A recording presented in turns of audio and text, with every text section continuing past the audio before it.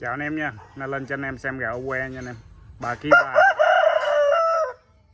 3 nha anh em. Gà này lông cổ, lông nó còn lông non nha, còn lông ống nè.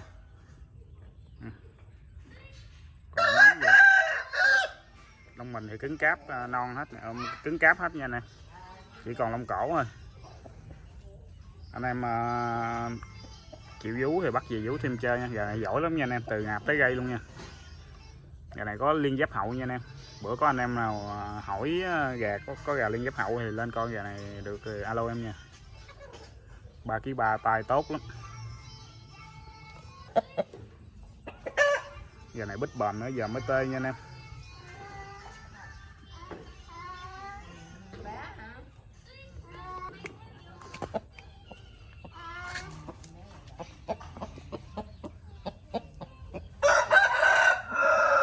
Rồi chào anh em ha.